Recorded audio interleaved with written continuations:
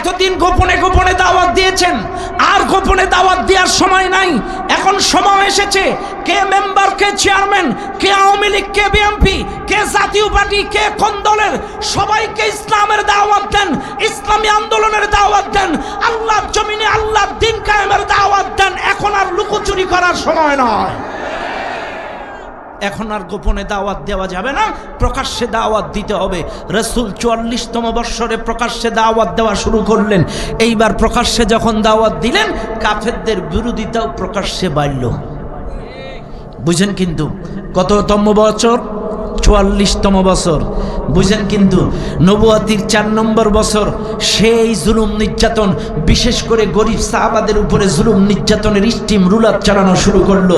যারা গরিব সাহাবী ছিল এদের উপরে মার। আর ইতিহাস সাক্ষী দেয়, সেই প্রথম থেকে শুরু করে এই পর্যন্ত দেখবেন এলাকার যত অকারেন্স বড় লোকেরা যাই করে করুক না কেন, বিচার সালিশে সব ওদের পক্ষেই যায়, আর এদের বিপক্ষে যায় যারা গরিব, এদের বিপক্ষে যায়।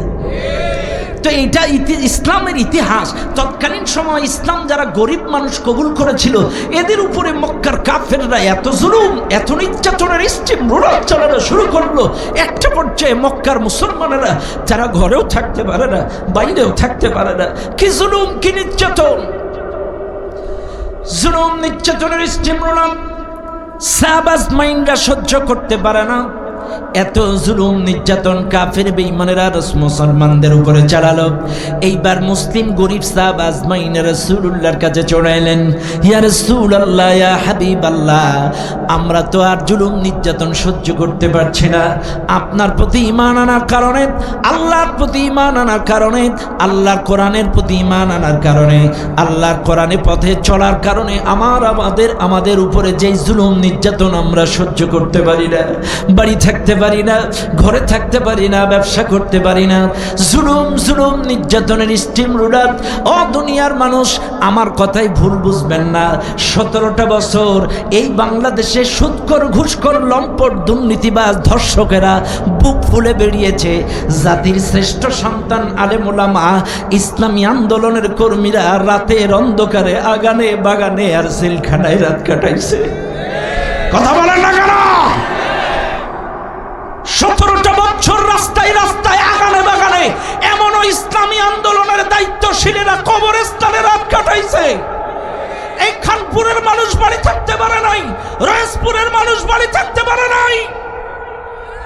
অপরাধ কি? একটি অপরাধ, কোরআনের কর্মী হওয়া, কোরআনের সমাজ বিনির্মাণে কাজ করা, কোরআনী আন্দোলন করা। এই অপরাধে রাগ করেন না আমার কথায়। এই বাংলাদেশে তো অনেক ইসলামী দল আছিল, এই বাংলাদেশে তো অনেক বড় বড় শায়েখেরা আছিল, কই কারোর উপরে তো জুলুম আসে নাই। যত জুলুম এদের উপরে কিল্লাই। একটু মিলায় নেন। এইবার রাসূলের কাছে এসে সাহাবীরা বলছে, হুজুর, আমরা সহ্য করতে পারছি না, ঘরে মার, বাইরে মার, চতুর্দিকে মার, ব্যবসা করতে পারি না, ঘরে থাকতে পারি না, আমরা কি করব? মক্কার আবহাওয়া আমাদের বৈরী হয়ে গিয়েছে, আমরা কি করব? রাসূল ডাক দিয়ে বললেন, ও আমার সাহাবারা, তোমাদের টোটাল সব কিছু আমি বিচার বিশ্লেষণ করলাম, আমি নিজে উপলব্ধি করলাম, দেখলাম, বাকরুদ্ধ হয়ে গেলাম। ও আমার সাহাবারা, তোমরা এক কাজ করো, তোমরা এখান থেকে হিজরত করে আবিসিনিয়ায় চলে যাও। আবিসিনিয়ার বাদশা নাজ্জাশী, তুমি গড্ড ভালো মানুষ, আবিসিনিয়ায় তোমরা চলে যাও, তাইলে ওখানে তোমরা নিরাপদে ভালো থাকতে পারবা। মনে রাখবেন মুসলমানেরা, রাসূলুল্লাহর পরামর্শ অনুযায়ী প্রাথমিক পর্যায়ে মক্কা থেকে 15 জন মুসলমান হিজরত করে মক্কা থেকে আবিসিনিয়ায় চলে গেলেন। মনে রাখবেন, এই খানপুরের মানুষ 4 জন ছিল মহিলা, 11 জন ছিল পুরুষ। প্রথমবারে 15 জন মানুষ হিজরত করে মক্কা থেকে আবিসিনিয়ায় চলে গেল। প্রথম ধাপে 15 জন, পরবর্তী ধাপে গেল 86 জন। 2 দফায় মক্কা থেকে হিজরত করে টোটাল 101 জন হিজরত করে মক্কা থেকে আবিসিনিয়ায়। এখন আসেন, হিজরত মানে কি? হিজরত মানে হলো পরিত্যাগ করা, ছেড়ে যাওয়া, ত্যাগ করা, স্থানান্তর হওয়া। এখন আপনারা বলবেন, হুজুর, তাইলে কি কয়েকদিনের জন্য শ্বশুর বাড়ি যাওয়াটা হিজরত? না। চাকরিতে ট্রান্সফার হয়ে খাগড়াছড়ি যাওয়া হিজরত? না। এখানে ওখানে বেড়াতে যাওয়াটা হিজরত? না। হিজরতটা কি? হিজরতটা হলো ওয়াল্লাযীনা হাজারু ফিল্লাহি মিন বা'দি মা যুলিমু লানুবাওয়িআন্নাহুম ফিদ দুনিয়া হাসানা ওয়া লা আজরুল আখিরাতি আকবার লাউ কানু ইয়ালামুন। আল্লাহর কোরআন বলছে আল্লাহর জন্য, দ্বীনের জন্য জুলুমের শিকার হয়ে বাড়ি ছাড়া, ঘর ছাড়া, এলাকা ছাড়া যারা হয়েছে, ইসলামের দৃষ্টিতে প্রকৃত হিজরত হলো ওইটা। এবার আপনারা আসেন, আপনারা বুকে হাত দেন। আমরা নামাজ পড়ি কার জন্য? নামাজ পড়ার জন্য আজ অব্দি কারোর কি হিজরত করা লাগছে? আচ্ছা বাদ দিলাম। আমরা রোজা করি কার জন্য? রোজা করার জন্য কাউকে হিজরত করা লাগছে? আচ্ছা বাদ দিলাম। আমরা হজ করি কিসের জন্য? আল্লাহর জন্য। হজ করার কারণে কারোর কি হিজরত করা লাগছে? যে আপনি 9 বার হজ করেছেন, 15 বার ওমরা করেছেন, এই জন্য জালেমেরা আপনাকে বাড়ি থাকতে দেয় না, একটা হাজি এরকম প্রমাণ দিতে পারবেন? আচ্ছা বাদ দিলাম।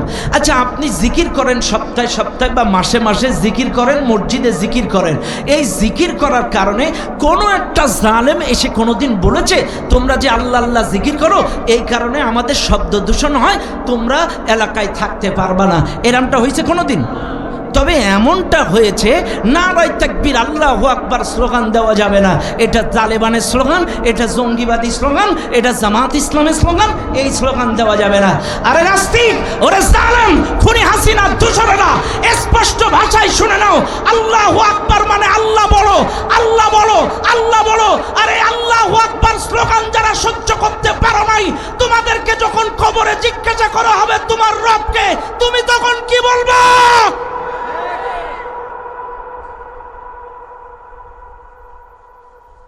আজকে নারায়ে তাকবীর আল্লাহু আকবার স্লোগান শুনলে যাদের জ্বালা করেছে, আল্লাহু আকবার স্লোগান শুনলে যাদের গায়ে কাঁপন উঠেছে, এই স্লোগান যারা সহ্য করতে পারে নাই, আপনারা বলেন কবরে 3টা প্রশ্ন যখন করবে তোমার রবকে, এবার বলেন ওরা তো আল্লাহর নাম শুনে ওদের গায়ে জ্বালা করছে, তাইলে ওরা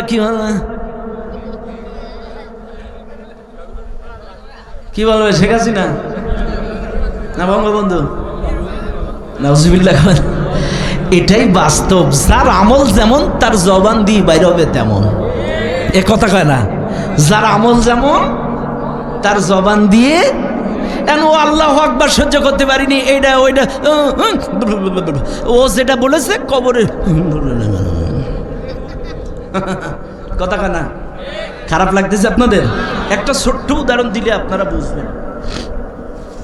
একবার এক এলাকায় এক হিন্দু খুব চালাক, সে লৌকিকতা লোককে দেখানোর জন্য একটু পরেশগার সাজে।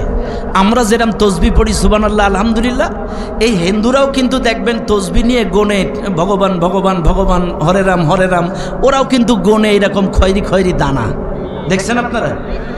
তো এক হিন্দু এলাকায় বুজুর্গ সাজে আর কি, ভাব নেয়, মশান নেয়, কিন্তু আসলে কিন্তু মূলত হিন্দু রীতিনীতি মানে না।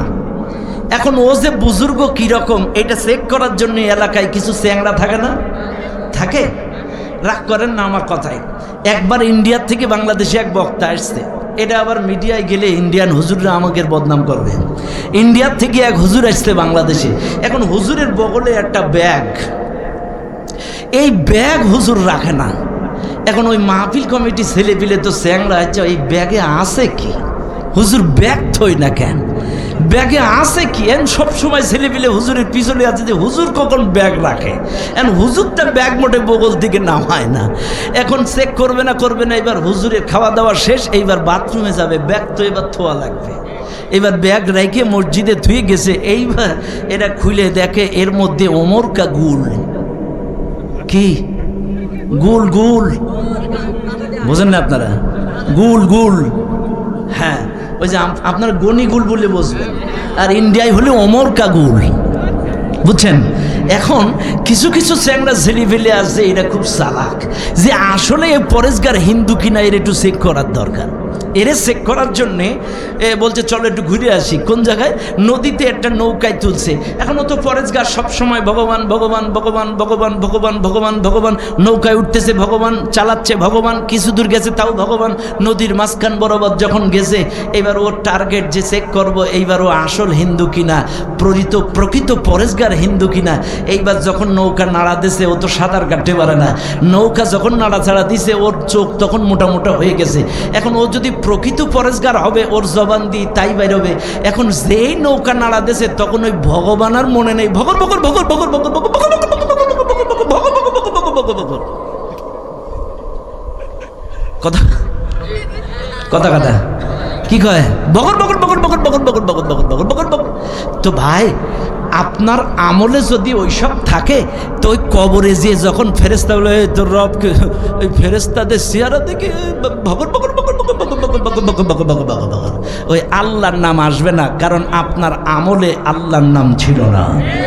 আপনি 5 ওয়াক্ত নামাজে আল্লাহু আকবার বলে নামাজে দাঁড়ান নাই, আপনি জীবনের সব কিছুতে আল্লাহু আকবার স্লোগান দেন নাই, নামাজের শুরুতে আল্লাহু আকবার বলেন নাই, আপনি আযানের শুরুতে আল্লাহু আকবার বলেন নাই, জীবনের স্লোগানে আল্লাহু আকবার বলেন নাই। কাজে আপনার আমলে যেটা আপনার কবরে প্রশ্নের জবাবে কবরে জবান দিয়েও বাইর হবে। কথা ক্লিয়ার? এখন থেকে ভালো হয়ে যান, ভালো হয়ে যান। আমল যেটা সেটাই কিন্তু জবান দিয়ে বাইর হবে। কথা কোন ঠিক না বেটি? এবার আসেন, প্রথম দফায় গেল 15 জন, পরের দফায় কয়জন? ওই যে মনে আছে আপনাদের হিজরতের কথা বলছিলাম। চাইলে আমরা এখান থেকে লক্ষ্য করলাম, কি লক্ষ্য করলাম? নামাজের জন্য, রোজার জন্য, হজের জন্য, জিকিরের জন্য, যাকাতের জন্য একটা মানুষকে ঘর ছাড়া বাড়ি ছাড়া লাগে নাই। কিন্তু আল্লাহর জমিনে যারাই কোরআনের কর্মী ছিল, যারাই আল্লাহর জমিনে কোরআনী শাসন প্রতিষ্ঠার চেষ্টা করেছে, এই 17টা বছর তারা বাড়ি থাকতে পারে নাই। এ কথা বলেন ঠিক না বেঠে? 17টা বছর তারা ব্যবসা করতে পারে নাই, চাকরি করতে পারে নাই, ঠিক মতো বাড়ি ঘরে থাকতে পারে নাই।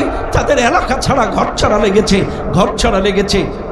আপনাদের এলাকার একটা ছেলে অলিউল্লাহ নাম, অলিউল্লাহ, এই যে এখন যার বাড়িতে খানা খেয়ে আসলাম, 23 সালে মদিনায় একটা প্রোগ্রামে আছি। অলিউল্লাহ বলছে, হুজুর বাড়িতে যাইতে পারি না, আমার মা অসুস্থ, কিন্তু মামলা হামলা খেয়ে চলে এসেছি, মাকেও দেখতে যেতে পারি না। অসংখ্য প্রবাসীরা এসে বলছে, হুজুর 8 বছর দেশে যাইতে পারি না। অনেকে এসে বলে 10 বছর বাড়িতে যাইতে পারি না। আমরা দেশে যাইতে পারি না, অপরাধ একটাই, আমরা কোরআনী আন্দোলনের কর্মী ছিলাম, ইসলামী আন্দোলনের কর্মী ছিলাম, আল্লাহর জমিনে ইসলাম প্রতিষ্ঠার আন্দোলন করতাম। এ ভাই, আজকে আপনাদেরকে বলে যাই, ইসলামী আন্দোলনের কথা যারা সহ্য করতে পারেন না, আল্লাহর জমিনে আল্লাহর দ্বীন কায়েম করতে হবে যারা সহ্য করতে পারেন না, আমার একটা সাধারণ প্রশ্নের জবাব দেন, একটা প্রশ্নের জবাব দেন। আপনার নাম কি? জাহাঙ্গীর আলম। জাহাঙ্গীর ভাই, আপনার বাড়ি কই? কয়তলা? টিনির বেড়া। ও মেম্বার সাহেব, আচ্ছা 2-3 তলা বাড়ি কার আছে? হুজুর আপনার আছে? হুজুর আছে। হুজুর কয়তলা? 2 তলা। এখন মনে করেন হুজুরকে যদি বলি, হুজুর আজকের থেকে আপনার এই 2 তলা বাড়িতে যতগুলো সদস্য আছে আমার কথা মতো উঠা বসা করতে হবে, আমার কথায় চলতে হবে, আমার আইন মানতে হবে, বলেন তো হুজুর মানবে না? কেন মানবে না? বাড়ি কার? ঘর কার? বউ কার? বাচ্চা কার? এই বাড়ি মাতব বাড়ি চলবে কার? আচ্ছা বাদ দিলাম। আচ্ছা এবার যদি আমার বাড়ি যদি হুজুরের মাতব বাড়ি চালায়, আমি কি মেনে নেব? কেন মানব না? আমার বাড়ি আমার ঘর, যার ঘর তার মাতব বাড়ি, এটাই স্বাভাবিক। তাইলে হুজুরের বাড়ি যদি আমার মাতব বাড়ি, আমার আইন না চলে, আর আমার বাড়ি যদি হুজুরের মাতব বাড়ি না চলে, ও খানপুরের মুসলমান, এই জমিন আল্লাহর, আসমান আল্লাহর, এই জমিনে আল্লাহর মাতব বাড়ি বাদ দিয়ে মানব রচিত আইন দিয়ে দেশ চালাবেন, এটা আল্লাহ কিভাবে মেনে নেবে? এটা সাধারণ জিনিস কেন বুঝেন না? আল্লাযী খলাকাকুম, তোমাদেরকে সৃষ্টি করেছে আমি আল্লাহ। আল্লাযী জাআলা লাকুমুল আরদা ফিরাশা, এই জমিনটাকে বিছানা বানিয়েছে আমি আল্লাহ। ওয়াস সামাআ বিনাআ, আসমানটাকে ছাদ বানিয়েছে আমি আল্লাহ। ওয়া আনজালা মিনাস সামাই মাআ, আসমান থেকে বৃষ্টি বর্ষণ। এত তাড়াতাড়ি দেখাও এটা বুঝতে পারিনি। সুবহানাল্লাহ, আরো জোরে কর না সুবহানাল্লাহ। এরা অপবাদ দিল মানবতা বিরোধী। ভাইরে, আজকে আপনারা বুকে হাত দিয়ে প্রশ্ন করবেন, কে কোন দল করেন আমি জানি না, সাদাকে সাদা কালোকে কালো বলবেন। আজকে 17টা বছর বাংলাদেশের জনগণকে এরা বলেছে জামাত ইসলাম রাজাকার, জামাত ইসলাম ধর্ষক, জামাত ইসলাম মানবতা বিরোধী, কিন্তু মাত্র 1.5 বছরে গোটা বাংলাদেশের লোক জেনেছে। আর এত বছরও জেনেছে, এই 1.5 মাসে, মাত্র 1.5 মাসে স্বাধীনতার হওয়ার পরে এদেশের জনগণ একেবারে আয়নার মতো বুঝে গিয়েছে আসলে বাংলাদেশে প্রকৃত অর্থে কেউ যদি মানবতা দরদি থাকে সেটা বাংলাদেশ জামাত ইসলামের কর্মীরা। এতদিন ওদের কি বানাইছে? মানবতা বিরোধী। আর এখন কি হইছে? মানবতা দরদি। সুবহানাল্লাহ কর না, জোরে কর না সুবহানাল্লাহ। বাইরে আজকে দেখেন রাজাকার বলে শহীদ আল্লামা দিলাওয়ার হোসেন সাইদিকে হত্যা করলো, কাদের মোল্লাকে হত্যা করলো, শহীদ নিজামীকে হত্যা করলো, কামরুজ্জামান ভাইকে হত্যা করলো। আজকে একটু দেখেন মিথ্যা অপবাদ, যখন এদেরকে হত্যা করলো মাত্র 12-13 বছরের মাথায় গোটা বাংলাদেশের মানুষের কাছে আয়নার মতো ক্লিয়ার। আল্লাহর কি বিচার, যে শাহবাগ চত্বরে ওরা স্লোগান দিয়েছিল, কতে কাদের মোল্লা তুই রাজাকার তুই রাজাকার, সতে সাইদি তুই রাজাকার তুই রাজাকার, মতে মতিউর রহমান নিজামী তুই রাজাকার তুই রাজাকার, সেই শাহবাগ চত্বরে মাত্র 12-13 বছরের ব্যবধানে গোটা বাংলাদেশের ছাত্র সমাজ বুক ফুলিয়ে গর্বের সাথে বলেছে, তুমি কে আমি কে, তুমি কে আমি কে। চিৎকার মেরে বলেন সুবহানাল্লাহ। গোটা বাংলাদেশের মানুষের মতো কাছে আয়নার মতো ক্লিয়ার যে রাজাকার মূলত আওয়ামী লীগের দেওয়া একটা লকআপ, আর এই লকআপটা তাদের জন্যই ব্যবহার হয় যারাই কোরআনের কথা বলে, হক কথা বলে, সত্য কথা বলে, ন্যায্য দাবি চায়, এরাই রাজাকার। এই কথা কার না? চাইলে এতদিন কিন্তু কাউরে রাজাকার বলে নাই, বলেছিল যারা হক কথা বলেছে তারাই রাজাকার। কথা বলেন ঠিক না বেঠিক? এই জালেম সরকারের আমলে কোনো সম্মানী ব্যক্তির সম্মান ছিল না, আল্লামা মামুনুল হকের মতো মানুষের সম্মান ছিল না, মিজানুর রহমান আজহারির মতো মানুষকে এই বাংলাদেশে থাকতে দেয় নাই, ডক্টর ইউনূসের মতো মানুষের নামে 48টা মামলা দিয়েছিল। এরপরে ওই রফিকুল ইসলাম মাদানী শিশু বক্তাকে জেলখানায় উলঙ্গ করে তাকে নির্যাতনের স্টিম রুলার চালিয়েছিল, মুফতি আমির হামজাকে নির্যাতনের স্টিম রুলার চালিয়েছিল, শহীদ আল্লামা দিলওয়ার হোসেন সাইদিকে 13টা বছর জেলখানায় বন্দী করে রেখে একেবারে ষড়যন্ত্রমূলক পরিকল্পিতভাবে তাকে হত্যা করেছে। কিন্তু আল্লাহর কি বিচার দেখেন, আজকের যেই বিচারকের রায় দিয়েছিল ও যুদ্ধাপরাধী, এখন সেই বিচারক মাত্র কয়দিনের ব্যবধানে তার আউট। কথা কেনা? আল্লাহ আছে না নাই? আরো জোরে কোন আছে না নাই? ও দুনিয়ার মানুষ, মনে রাখবেন দুনিয়ার মানুষ, এইটাই দুনিয়ার কোনো কথা নয়। যুগে যুগে যত নবী রাসূল ইসলামের দাওয়াত দিয়েছে, হকের দাওয়াত দিয়েছে, তাদেরকেই বিভিন্ন কলঙ্ক দিয়েছে, নারী লোভী বলেছে, দুশ্চরিত্রবান বলেছে। মূসা নবী যখন দ্বীনের দাওয়াত দিয়েছিল, মূসা আলাইহিস সালামকেও ধর্ষক বাজানোর চেষ্টা করেছিল। একজন পতিতা সবজাকে দিয়ে মূসা নবীকেও একটা আসামি বানানোর চেষ্টা করেছিল। এইটা নতুন কিছু নয়। কাজী আমার আপনাদের কোরআনের পাখিদেরকেও যে ধর্ষক বানায় ছিল, এটা বলেন তো মূসা নবী ঈসা নবী অন্যান্য নবীদের সাথে মেলে কি মেলে না? কাজী এই জমিনে যারাই হকের কথা বলে, কোরআনের কথা বলে, সত্যের কথা বলে, তাদেরকেই তারা কলঙ্কিত করেছে। কিন্তু আল্লাহর কি লীলা, বর্তমানে এরাই হলো জাতির শ্রেষ্ঠ সন্তান। আজকে একজন সাতক্ষীরাতে বলতেছিল, আমি বসেছি এক জায়গায় চার দোকানে, একজন বলতেছে, হুজুর আমার একটা মাদ্রাসা আছে এতিমখানা, আমি এইটা রেজিস্ট্রেশন করব বলে সমাজসেবায় দিনের পর দিন মাসের পর মাস ঘুরেছি। সমাজসেবার লোক এবং এনএসআই একটা রিপোর্ট লাগে, এনএসআই কাছে যতবার রিপোর্ট নিতে গেছি, এই জামাতের লোক নেই তো এই কমিটির মধ্যে, জামাতের লোক কমিটিতে থাকলে তোমাদের রেজিস্ট্রেশন হবে না, বাতিল। আর এখন সাম্প্রতিক 2-3 দিন আগে গেছিলাম, এনএসআই বলতেছে কমিটিতে যদি জামাতের লোক না থাকে তাইলে রেজিস্ট্রেশন হবে না। এটা সুবহানাল্লাহ না? আরো জোরে কর না সুবহানাল্লাহ। এখান থেকে কয় মাস আগে কইছে জামাত থাকলে রেজিস্ট্রেশন হবে না, আর এখন বলতেছে ওরা না থাকলে রেজিস্ট্রেশন হবে না। ইজ্জতের মালিক কে? আরো জোরে বলেন কে? ইজ্জতের মালিক আল্লাহ, এটাই তার বাস্তব প্রমাণ। আওয়ামী লীগ সরকারের ঠক ঠিক ছিল, কিন্তু ওরা দুটো জিনিস ভুলে গেছিল, যে ইজ্জতের মালিক আল্লাহ আর যাকে ইচ্ছা তাকে ক্ষমতার থেকে নামায় দেয়, এটা ওদের মাথায় ছিল না। কথা কন ঠিক না বেঠিক? বার আমার বাবাজি না আমার, বাদশাহ নাজ্জাশী 101 জনকে রাজ দরবারে ডাক দিলেন। ডাক দেওয়ার পরে এবার ডেকে বলছে, ও মুসলমানেরা, তোমরা 101 জন এই দেশে পালায় এসেছো। এই 2 জন মক্কার প্রতিনিধি, তারা এসে তোমাদের ব্যাপারে অভিযোগ দায়ের করেছে। এরা তো ওদের স্টাইলে তোমাদের ব্যাপারে অভিযোগ দায়ের করেছে তোমাদের বিরুদ্ধে। এইবার তোমরা বলো, আসলে মূলত তোমরা পালায় আসছো কেন? একটা দেশ চালায় এটা জ্ঞান আছে না, যে ওরা তো অভিযোগ দিছে এই, কিন্তু আসলে তোমরা পালায় আসছো কেন? 101 জনের প্রতিনিধি ছিল জাফর ইবনে আবি তালিব রাদিয়াল্লাহু তাআলা আনহু। সুবহানাল্লাহ। 101 জনের প্রতিনিধি ছিলেন আলী রাদিয়াল্লাহু তাআলা আনহুর ভাই জাফর ইবনে আবি তালেব। ইনি ছিলেন 101 জনের প্রতিনিধি। তিনি দাঁড়ালেন বাদশাহ নাজ্জাশীর সামনে। বাদশাহ নাজ্জাশীর সামনে যখন দাঁড়ালেন, এইবার বাদশাহ বলতেছে, বলো তোমরা পালাই আসছো কেন, কারণটা কও। জাফর ইবনে আবি তালেব বলে, বাদশাহ, আল্লাহ পাক তার প্রেরিত রাসূল মুহাম্মাদের উপরে নবুয়তি দিয়েছেন।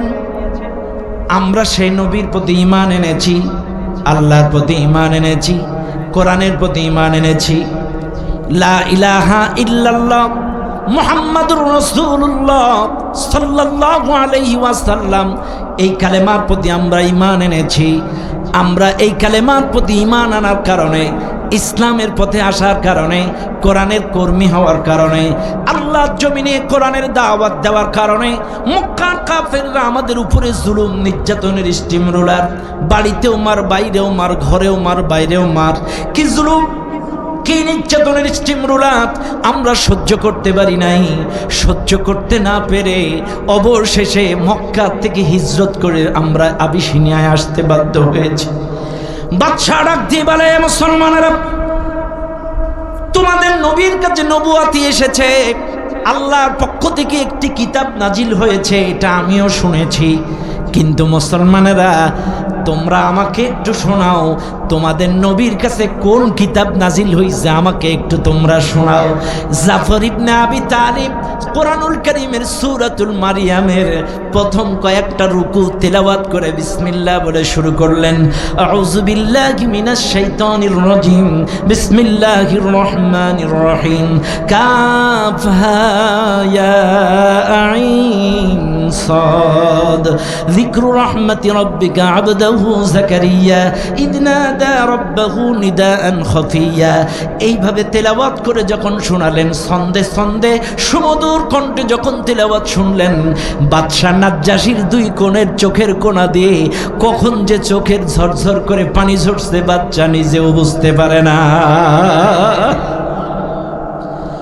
সুমধুর কোরআন তেলাওয়াত শুনে বাদশা ডাক দিয়ে বলে, আহারে, জীবনে কত নোবেল নাটক, কত কবিতা, কত ছন্দ শুনেছি, কিন্তু মুসলমানদের মতো এত সুন্দর সুমধুর বাণী, ছন্দময় কিতাবের বাণী তো কোনোদিন শুনি নাই।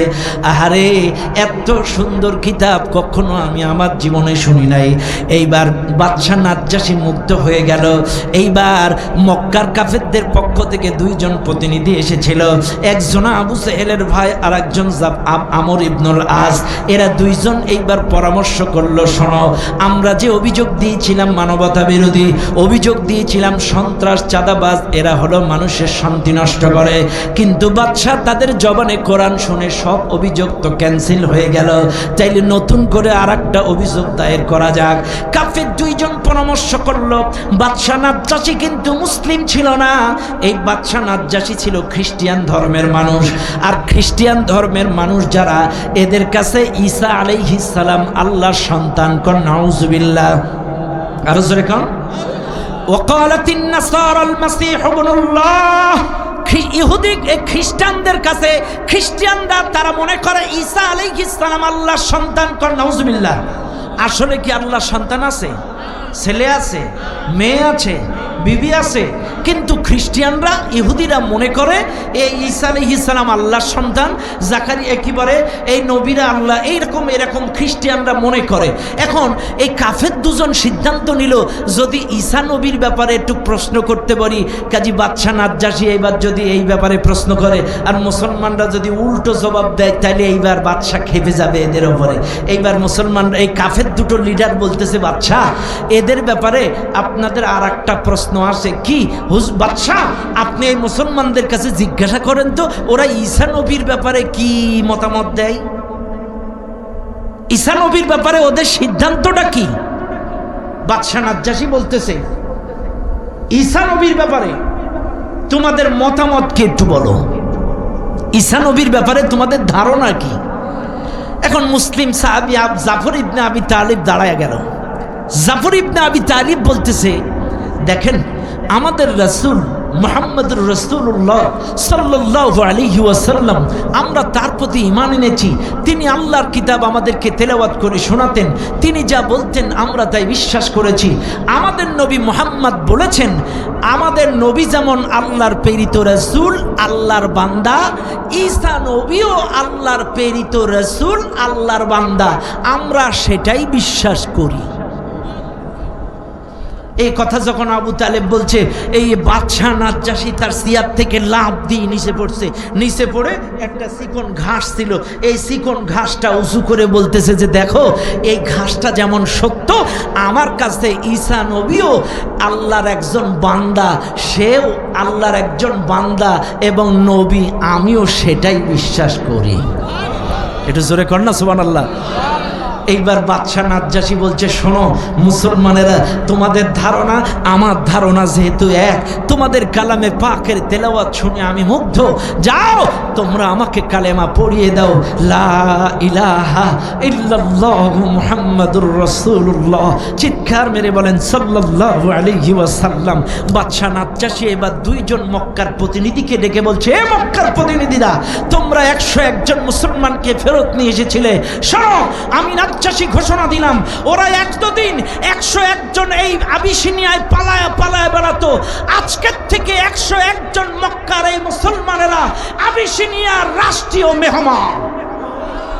জোরে কন্যা সুবহানাল্লাহ। এতদিন ওরা বিভিন্ন জায়গায় ঘুরে বেড়াইতো, কিন্তু এখন থেকে ও আমার রাষ্ট্রের রাষ্ট্রীয় মেহমান। 101 জন, সুবহানাল্লাহ কারণ। এবার বলেন, এই দুইজনের চেহারা কি এবার হাসি হাসি ভাব থাকবে না অন্ধকার থাকবে? আরো আসতে কারণ বাইরা আমার, বাবাজিরা আমার, 101 জনের চেহারা অন্ধকার হয়ে গেল। এই দুইজন কাফের চেহারা অন্ধকার হয়ে গেল। দুইজন থোতা মুখ ভোতা করে মক্কায় ফিরে এলো। মক্কার কাফেররা ঘিরে ধরল, কি ব্যাপার? বলে এই এই এই এই এই ব্যাপার, গিয়েছিলাম এই ঘটনা। এইবার বলেন, এই মাহফিলে যারা আছেন 5 বছরে ইসলাম কবুল করেছিল কয়জন? এ কি অ্যাক্টিভ শ্রোতা হতে হবে। কয়জন? ওয়াজ শুধু শুনলে হবে না, মুখস্থ করে বাড়ি যাওয়া লাগবে। আমি কিন্তু 40 থেকে 63 পর্যন্ত আপনাদের নিয়ে যাব, তাই ফজরের আজান দেয় দিই। কয়তম বছর চলছে? 45তম বছর চলতেছে। কিন্তু আমি যাব কোন পর্যন্ত? থাকবেন তো আপনারা? হ্যাঁ আসেন। 45 কাফেররা ফিরে এসে বলেছে এই ব্যাপার, ফিরাইতে পারি নাই। এইবার 101 জন যদি না আসে, 141 জনের মধ্যে 101 জন ওই জায়গায়। এইবার আগে 141 জনের উপরে যে নির্যাতন মক্কার কাফেরেরা চালাতো, এখন 101 জন তো নাই, এখন আছে 40 জন। এবার বলেন তো 101 জনের নির্যাতন কয়জনের ওপর হবে? এখন 101 জন, 141 জনের নির্যাতন যদি 40 জনের উপরে হয়, সে নির্যাতন কম হবে না বেশি হবে? মাত্রা বাড়বে না? মাত্রা আরো বেড়ে গিয়েছে। কি জুলুম, কি নির্যাতন! 101 জন ফেরত আসে নাই। যত রাগ আর যত সমস্যা ছিল সব এই 40 জনের উপরে ঝাড়া শুরু করছে। নে মার, ঘরে মার, বাইরে মার, ভিতরে মার, খোলে মার, সব জায়গায় মার। কি মার, কি নির্যাতন! 45-46তম বছর কি নির্যাতন মুসলমানদের উপরে!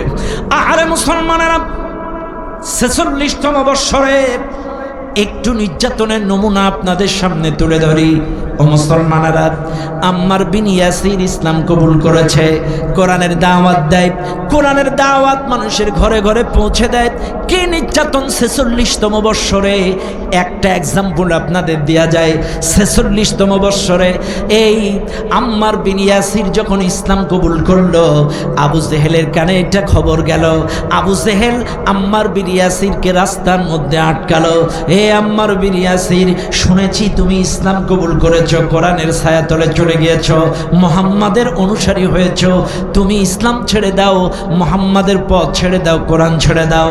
আম্মার বিন ইয়াসির ডাক দিয়ে বলে, না না না, আমি ইসলাম কবুল করেছি, আল্লাহর প্রতি, রাসূলের প্রতি ঈমান এনেছি, কোরআনের দাওয়াত মানুষের কাছে দেই, কোরআনের কর্মী আমি, কাজে কোরআনের দাওয়াত থেকে এক চুল পর্যন্ত আমি সরে দাঁড়াতে পারবো না। এইবার আবু জেহেল তার রাখালদেরকে ডাক দিয়ে বলে, ও আমার রাখালেরা এদিকে এসো। আবু জেহেল তার রাখালদেরকে ডেকে বললেন, 2টা উট হাজির করো। 2টা উট হাজির করা হলো। আবু জেহেল এইবার আম্মার বিন ইয়াসিরকে বলল, রাখালদেরকে অর্ডার দিল, আমার রাখালেরা আম্মার বিন ইয়াসিরের 2টা পাও 2 উটের সঙ্গে 2টা পাও বেঁধে দাও। আম্মার বিন ইয়াসিরের 2 পাও 2 উটের সঙ্গে বেঁধে দেওয়া হলো। আবু জেহেল ডাক দিয়ে বলে, আম্মার বিন ইয়াসির বল, এখনো সময় আছে, ইসলাম ছাড়বি কিনা, কোরআন ছাড়বি কিনা বল, আল্লাহর দল মুহাম্মাদের দল ইসলাম ছাড়বি কিনা বল। আম্মার বিন ইয়াসির বলে, রে আবু জেহেল, আমারে ভয় দেখে লাভ না, তুমি যখন আমার 2 উটের সঙ্গে পাও বেঁধেছ, কসম খোদার আমার জান্নাতের না সুঘ্রাণ আমার নাকে চলে এসেছে। আবু জেহেল বলছে, সোজা আঙ্গুলে কাজ হবে না। আবু জেহেল 2 রাখালকে অর্ডার দিল, 2 উট 2 দিকে খেদায় দাও। 2 উট 2 দিকে খেদায় দিল। আম্মার বিন ইয়াসিরের দেহের মাঝখান থেকে 2 পাও ফেড়ে 2টা খণ্ড হয়ে 2টা দেহ জমিনের মধ্যে পড়ে গেল। 46তম বছরে কি জুলুম, কি নির্যাতনের স্টিম রোলার! মুসলমানেরা, 46তম বৎসর আমার নবীর কাছে যখন কোরআন নাজিল হয়, আল্লাহর নবীকে আগের থেকে সিগন্যাল দেওয়া হতো, তোমার কাছে কোরআন নাজিল হবে, তুমি তাড়াতাড়ি চলে যাও। চলে যাও কোন জায়গায়? পাহাড়ে জাবালে নূরে চলে যাও, তোমার কাছে কোরআন নাজিল হবে, চলে যাও হেরার গুহায়, চলে যাও ওই পাহাড়ে। যখন সিগন্যাল আসতো, নবীজি নিরাপদ স্থানে চলে যেতেন, কারণ কোরআন যখন নাজিল হতো সব জায়গায় তো থাকা যায় না, নবীজি চলে যেতেন। এখন এই পাহাড়ের মধ্যে একটা ছোট্ট মেয়ে, 8-9 বছর বয়স, মেয়েটার নাম সালমা। মেয়েটাই পাহাড়ের মধ্যে একটা পেয়ালার, একটা পাত্রের মধ্যে খড়ি কুড়াইতেছে, কাঠ খুঁড়তেছে। এইবার এই মেয়েটা কাঠ খুঁড়তে খুঁড়তে হঠাৎ বিশ্বনবীর সঙ্গে পাহাড়ের মধ্যে দেখা হয়ে গেল।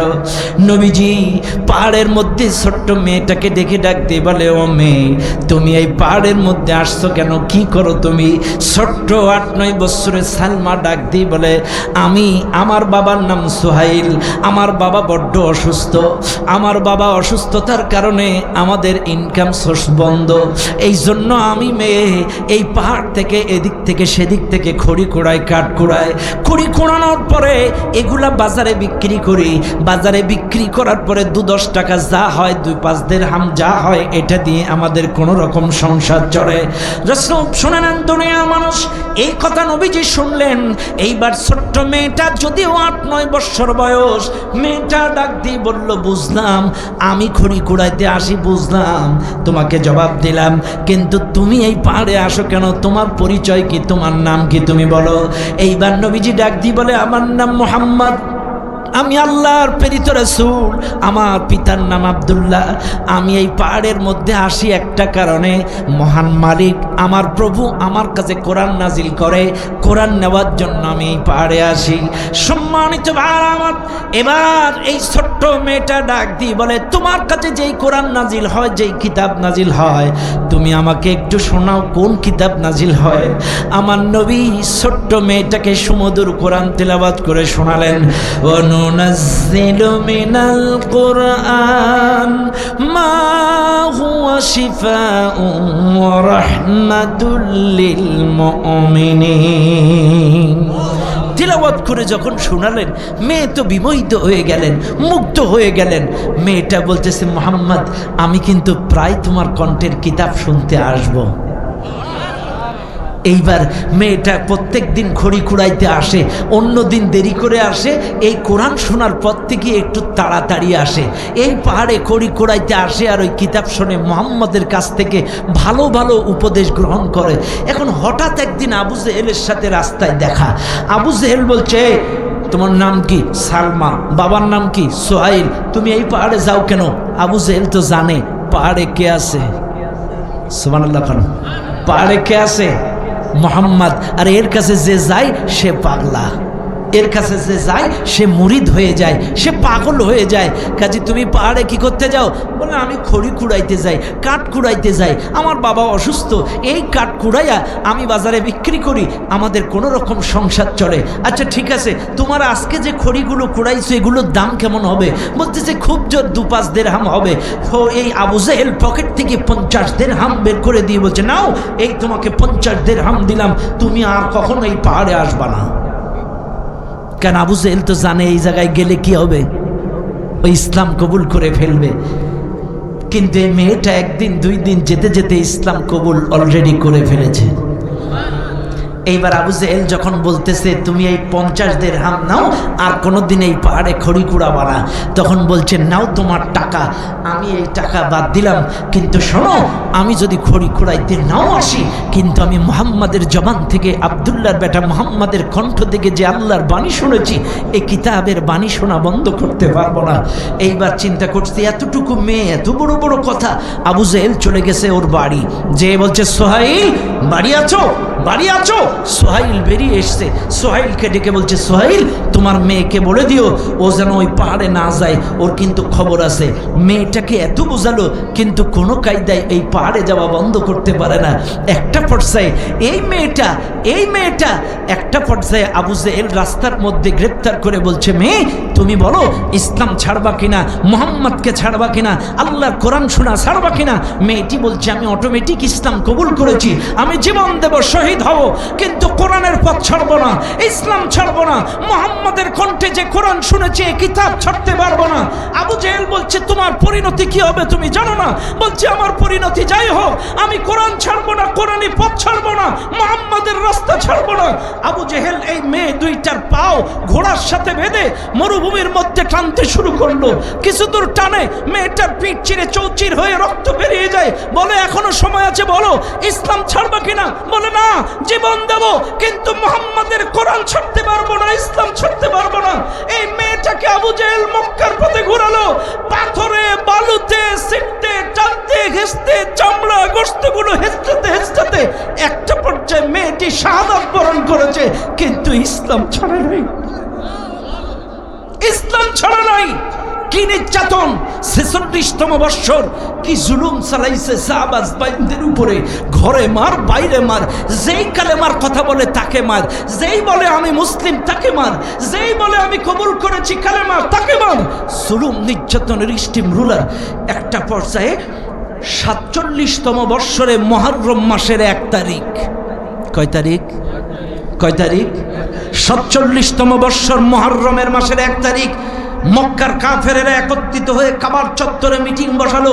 দেখো এইভাবে আর চলতে দেওয়া যেতে পারে না, যাদের কারণে আমাদের 101 জন হিজরত করে আবিসিনিয়ায় চলে গেল, যেই মুহাম্মাদের কারণে বাপদাদার ধর্মে চুলকানি, যেই মুহাম্মাদের কারণে অসংখ্য মক্কার মানুষ ইসলাম কবুল করছে, যেই মুহাম্মাদের কারণে আমাদের মধ্যে সম্পর্ক নষ্ট হচ্ছে, একার পর এক গন্ডগোল বেঁধে যাচ্ছে। এই মুহাম্মদ সহ তার অনুসারীদেরকে প্রকাশ্যে দিন প্রচার করতে দেওয়া যাবে না, এদেরকে জেলখানায় ভরা লাগবে। আইন তৈরি করো। মক্কার কাফেরেরা একত্রিত হয়ে একটা আইন রচনা করলেন। 101 জন মিলে আইন রচনা করলেন। 101 জন এই কাফেররা মিলে আইন রচনা করলেন। মুহররম মাসের 1 তারিখে এর আইন রচনা করে একটা চামড়ার গায়ে খোদাই করে, তখন তো কাগজ কলম ছিল না, বুঝেন আপনারা, তখন কি ছিল না? কাগজ কলম ছিল না, চামড়ার গায়ে খোদাই করে আইনটা রচনা করে লিখে এই আইনটা ভালো করে গুটাইয়া কাবার ভেতরে সংরক্ষণ করে রেখেছে। কি আইন? মুহাম্মদকে জেলখানায় ঢুকানোর আইন। ঘরটা কার? এই সবাই কোন কার ঘর? আর কার বিরুদ্ধে আইন বানাইছে? তারই বান্দা, তারই নবীর বিরুদ্ধে আইন বানায় রাখছে কোন জায়গায়? কাবার ভেতরে। কত বড় বাটপার! আল্লাহর ঘর, আল্লাহর নবী, তার বিরুদ্ধে আইন বানায়া চামড়ায় খোদাই করে কাবার ভিতরে রেখেছে। মুহাম্মদ সহ তার সাহাবাদেরকে শিয়াবে আবি তালিবের পাহাড়িয়া জেলখানায় ঢুকালো 47তম বৎসরে মুহররম মাসের 1 তারিখ জেলখানায় ঢুকাইয়া দিল। 3টা বৎসর জেলখানা। শুনে নেন খানপুরের মানুষ, কি জুলুম নির্যাতন রাসূল সহ সাহাবাদের উপরে। কেন? কোরআনের দাওয়াত দেওয়ার অপরাধে, আল্লাহর জমিনে আল্লাহর দ্বীন কায়েমের অপরাধে। এই জমিন যার আইন চলবে তার, এক আল্লাহর গোলামি করতে হবে কথা বলার অপরাধে আল্লাহর রাসূল সহ সাহাবীদেরকে আটকে দিলেন শিয়াবে আবি তালিবের পাহাড়িয়া জেলখানায়। এই গোটা পৃথিবীতে যত জেলখানা আছে, আসামিদের খাদ্যের ব্যবস্থা আছে, চিকিৎসার ব্যবস্থা আছে, কিন্তু আমার রাসূলকে আর সাহাবীদেরকে যে শিয়াবে আবি তালিবের জেলখানায় দিলেন, এই জায়গায় কোনো চিকিৎসার ব্যবস্থা নাই, খাওয়া দাওয়ার ব্যবস্থা নাই। নবী সহ সাহাবারা ক্ষুধার তীব্র যন্ত্রণা সহ্য করতে না পেরে এই গাছে, এই কারাগারের মধ্যে কাঁটাবলা যুক্ত বাবলা গাছ, এই গাছের পাতা, ছাল, পাতা, বোটা, দানা এগুলো ছিঁড়ে ছিঁড়ে খেয়ে তারা জীবন ধারণ করেছে। কি জুলুম! অন্য আরেকটা রেওয়ায়েতে আসছে, একটা রেওয়ায়েতে আসছে তাদেরকে কোনো খাদ্য দেওয়া হতো না রাষ্ট্রের পক্ষ থেকে। আর একটা রেওয়ায়েতে আসছে একজন কারাবন্দীকে সপ্তাহে 2খানা রুটি আর কয়েকটা খুরমা খেজুর। ভালো করে বুঝবেন, কয়েকটা খুরমা খেজুর আর 2টা রুটি সপ্তাহে। আরে ভাই, এখানে তো এমনও লোক আছে সকালবেলায় একাই 10টা রুটি মারিয়ে দেয়। কথা কানা আছে না এরকম লোক? একাই 10টা রুটি মেরে দেয়, এমনও লোক আছে। কিন্তু প্রাপ্তবয়স্ক নবী, প্রাপ্তবয়স্ক সাহাবী সপ্তাহে 2টো রুটি আর কটা খেজুর, এটা খেয়ে খেয়ে বেঁচে থাকা যায়? আরে ভাই, আয়না ঘরের কথা একটু চিন্তা করেন। আয়না ঘর, অনেকে তো আমার দেশের হলুদ মিডিয়াগুলো তো এগুলো প্রচার করছে না। আমার দেশের এই মিডিয়াগুলো এখনো পর্যন্ত নিরপেক্ষভাবে সংবাদ প্রচার করছে না। ভাইরে, কি নির্যাতন এই আয়না ঘরে চালিয়েছিল! এই আয়না ঘরে ব্যারিস্টার আমান বলেছে, ব্যারিস্টার আমান এ বলতেছে আমাকে 1 মগ পানি দিত দৈনন্দিন। এই 1 মগ পানিতে খাওয়া দাওয়া, প্রসাব পায়খানা, ওযু, গোসল সব এই 1 মগ পানিতে। কি নির্যাতন! কি সময় কি শেষ হয়েছে না? দুনিয়ার মানুষ, কি জুলুম নির্যাতনের স্টিম রুলার! আয়না ঘরের মধ্যে মুফতি আমির হামজাকে নিয়ে নির্যাতন, ব্যারিস্টার আমানকে নিয়ে নির্যাতন, অসংখ্য আলেমুল আমাদেরকে নিয়ে নির্যাতন, হক কথা যারা বলেছে, সত্য কথা বলেছে যারা, তাদেরকে নিয়ে নির্যাতন। কি জুলুম, কি নির্যাতন স্টিম রুলার! আমার নবী সহ সাহাবাদেরকে শিয়াবে আবি তালিবের পাহাড়িয়া জেলখানায়। ভাইরা আমার, বাবাজিরা আমার, এই পাহাড়িয়া জেলখানার মধ্যে 3টা বৎসর থাকার পরে 50তম বৎসর, কত বৎসর? কত বৎসর? 50তম বৎসরে আমার নবীকে এইবার ডাক, আমার নবী এবার চাচা আবু তালেবকে ডাক দিলেন। চাচা আবু তালেব নবীজির কাছে আসলেন। এইবার নবীজি ডাক দিয়ে বলে, চাচা আপনাকে একটা তথ্য দেই। কি তথ্য ভাতিজা তুমি বলো? এইবার নবীজি ডাক দিয়ে বলে, চাচা আমার এবং আমার সাহাবাদের বিরুদ্ধে যে আইন রচনা করেছিল মক্কার কাফেররা, চাচা আমি তথ্য দেই, এই আইনের ভিতরে যত জায়গায় আল্লাহর নাম আছে, শুধুমাত্র আল্লাহর নাম কটা অক্ষত আছে, বাদবাকি টোটাল আইনগুলো ঘুনে খেয়ে ফেলেছে। একটু জোরে কবেন না, আরো জোরে করেন না। ঘুনে পোকা বুঝেন তো? দেখেন না, অনেকে বিসলি গাদা দেয়, দেয় না? দেখা দেখ অনেক দিন পরে, বর্ষার পরে হাত দিয়ে দেখে যে বিসলি গাদার 3 ভাগে 2 ভাগ খেয়ে ফেলেছে। কিসে খাইছে? ঘুনে পোকা ওই পোকায় খেয়ে ফেলেছে। এখন মুহাম্মাদুর রাসূল বিশ্বনবী তিনি বলতেছে, চাচা আমাকে সহ সাহাবাদের বিরুদ্ধে যে আইন বানাইছিল, আর এই আইন বানায়া পেঁচায় পেঁচায় যে মক্কা কাবা ঘরের ভেতরে রেখেছিল, চাচা আপনি যে দেখেন ওই চামড়ার গায়ে শুধুমাত্র আল্লাহর নাম ব্যতীত সমস্ত আইন, একটা মানুষের বিরুদ্ধে আইন বানাতে গেলে কিছু দোষ ত্রুটি, কিছু ফর্মুলা, কিছু রেজুলেশন, কিছু রুলস, কিছু লেখা লাগে, এগুলো সব ঘুনে খেয়ে গেছে খালি আল্লাহর নাম ব্যতীত। এইবার এই কথা যখন বলছে, আবু তালেব বলছে, ভাতিজা এটা ঠিক? বলে হ্যাঁ ঠিক চাচা, আমি জীবনে কোনোদিন মিছা কথা কই নাই। মনে রাখবেন এই খানপুরের মানুষ মক্কার কাফেররা রাসূলকে পাগলা বলেছে, মক্কার কাফেররা রাসূলকে জাদুকর বলেছে, মক্কার কাফেররা রাসূলকে ঠাকুর বলেছে, কিন্তু মক্কার কাফেররা আমার আপনার নবীকে কখনো মিথ্যাবাদী বলার সাহস করতে পারে নাই। মক্কার কাফেরেরা রাসূলকে আল আমিন বলেছে, মক্কার কাফেরেরা রাসূলকে সাদিক বলেছে, সত্যবাদী বলেছে, বিশ্বস্ত বলেছে। আজকে এই মাহফিলে যারা আছেন আশেকে রাসূল, লম্বা দাড়ি লম্বা টুপি, ও আশেকে রাসূলের দল, আজকের এই মাহফিলে যারা আছেন আপনাদের উদ্দেশ্যে আমি বলতে চাই, একটা মানুষ হাত উঁচু করেন, আমার নবী সেই নবী, আমার নবী সেই নবী 63 বছরে যিনি একটা মিথ্যা কথা বলে নাই। একটা মানুষ রাসূলের উম্মত হাত উঁচু করেন যে হুজুর আমি 1 বছরে, একটা লোক বলতে পারবেন যে হুজুর আমি বিগত 1 বছরে একটাও মিছা কথা কই নাই? পারবেন কেউ? হাই রে উম্মাত, অথচ 63 বছরে আমার নবী একটা মিছা কথা কই নাই। কি নবী আমরা পেয়েছিলাম? দুনিয়ার মানুষ। আবু তালিব বলছে ভাতিজা সত্য? বলে হ্যাঁ সত্য।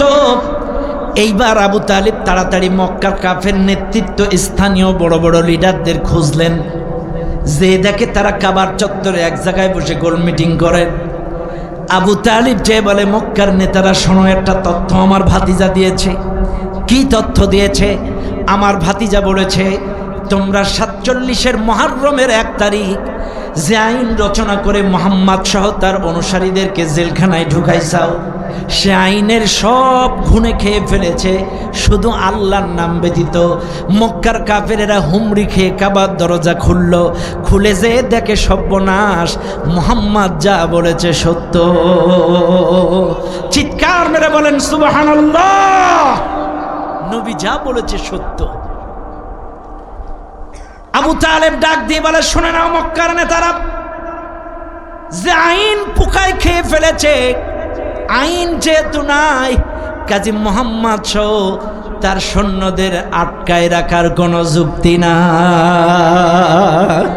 চিৎকার মেরে বলেন না সুবহানাল্লাহ।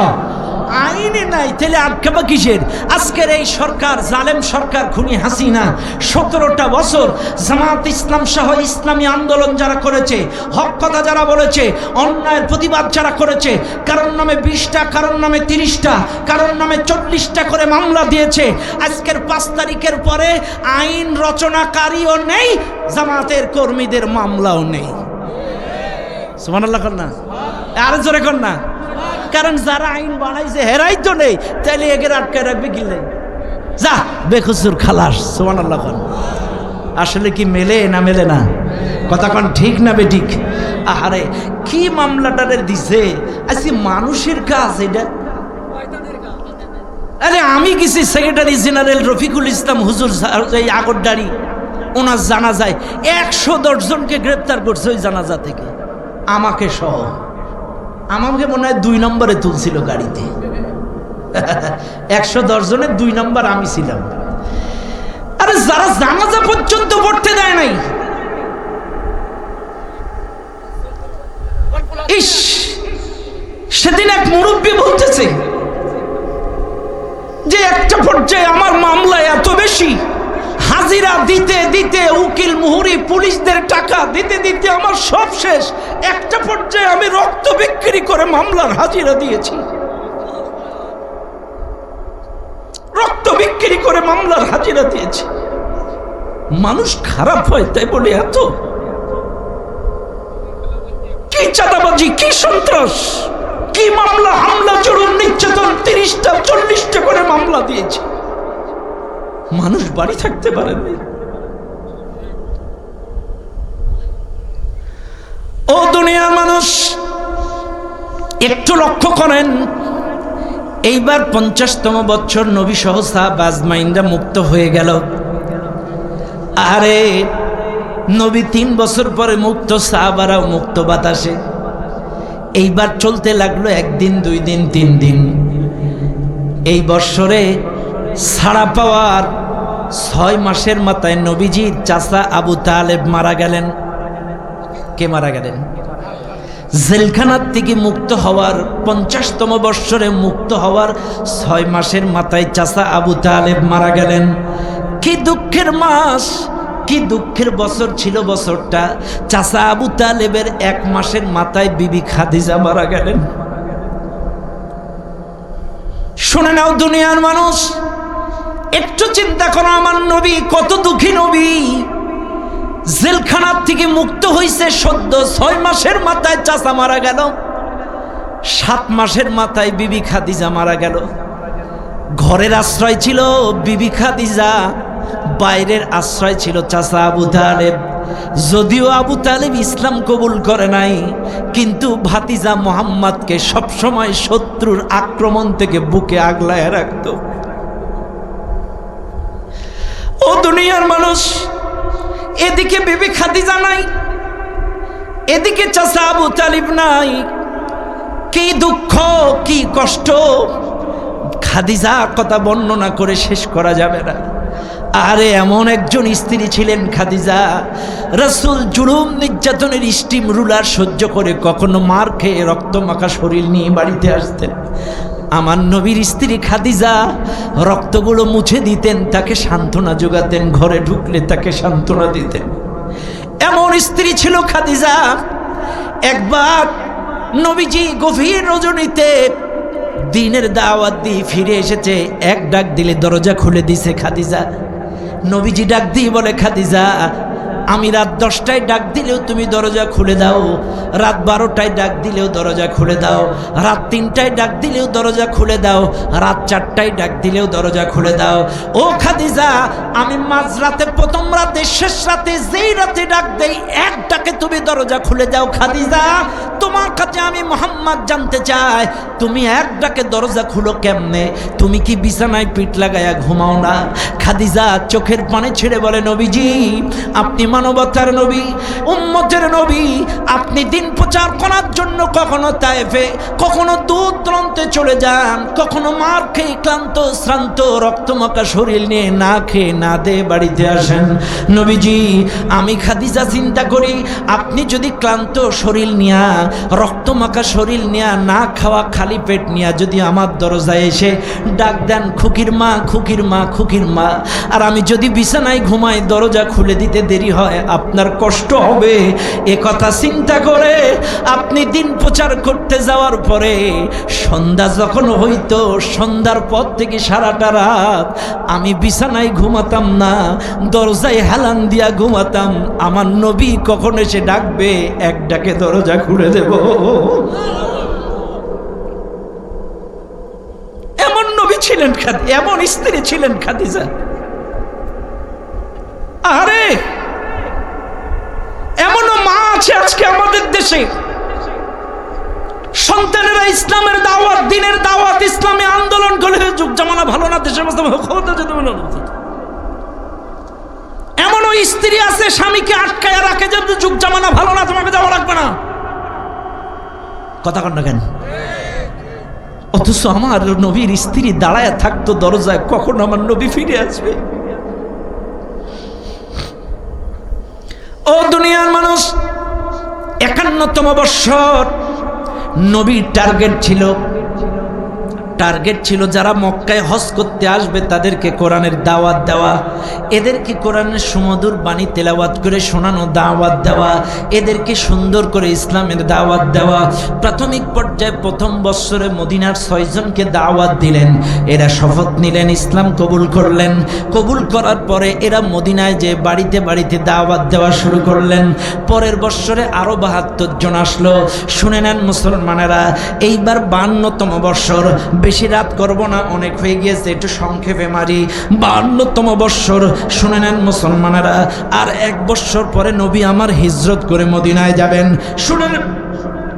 শুনে নেন এলাকার মুসলমানেরা, 53তম বৎসরে নবী আমার হিজরত করে মক্কা থেকে মদিনায় চলে যাবেন। মদিনায় যে তিনি তো রাষ্ট্র পরিচালনা করবেন, মদিনায় যে তিনি তো রাষ্ট্রনায়ক হবেন।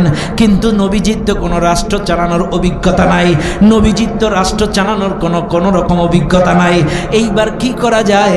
নবীজিকে আমার আল্লাহ 52তম বৎসরে আল্লাহ নবীকে মেয়ারাজে নিয়ে চলে গেলেন। আমার নবীকে মেয়ারাজে নিয়ে যাওয়ার পরে আমার নবীকে সূরা বানী ইসরাইল উপহার দিলেন। সূরা বানী ইসরাইল এমন একটা সূরা, রাষ্ট্র পরিচালনা করার জন্য 14 দফা কর্মসূচি এই সূরাটার মধ্যে আছে। আমার নবীকে মেয়ারাজে নিয়ে 14 দফা কর্মসূচি দিয়ে সূরা বানী ইসরাইল। উঠতেছেন কেন চাচা? ও চাচা, মুরব্বী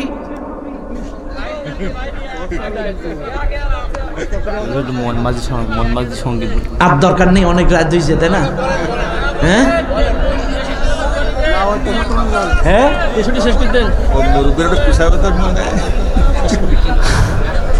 বাপ 1 নম্বর 2 নম্বর লাগলে যান, নাহলে কাপড় চোপড় নষ্ট হলে চাষি আবার আমার ধরবে।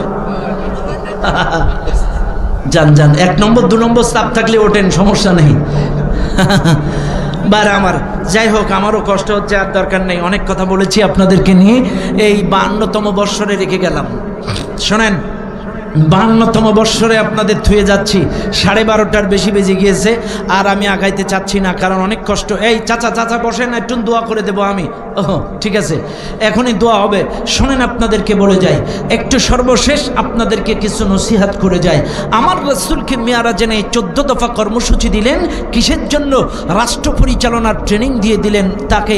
14 দফা কর্মসূচি দিলেন। একটা রাষ্ট্র চালাইতে গেলে কি কি যোগ্যতা দরকার, অভিজ্ঞতার দরকার, সেগুলো পূর্ণাঙ্গ ট্রেনিং তাকে মেয়ারাজে নিয়ে দিয়ে দিলেন। এখন আর কি রাষ্ট্র চালাইতে কোনো সমস্যা হবে? আর জোরে কান হবে? এখন আর রাষ্ট্র চালাইতে কোনো সমস্যা হবে না। ও মুসলমানেরা, আপনাদেরকে বলে যায়, একটা ছোট্ট এক্সাম্পল দিয়ে যায়। মনে করেন আপনারা সাতক্ষীরা থেকে ঢাকায় যাবেন। কোন জায়গায় যাবেন? ঢাকায় যাবেন। হ্যাঁ, আমাদের এই মাদ্রাসার ছাত্ররা একটু আপনাদের সামনে মাঝখানে যাবে। আমাদের এই এতিমখানাটা, হেফজখানাটা অনেক দুরবস্থা। ভাইরে, এই মাদ্রাসা যদি না থাকতো আমার মতো হাফেজের জন্ম হতো না। মাদ্রাসা যদি না থাকতো কোরআনের সুমধুর সুন্দর সুন্দর হাফেজ তৈরি হতো না। কাদের পিছনে তারাবি পড়তেন? এই হেফজখানার জন্য। আপনাদের সামর্থ্য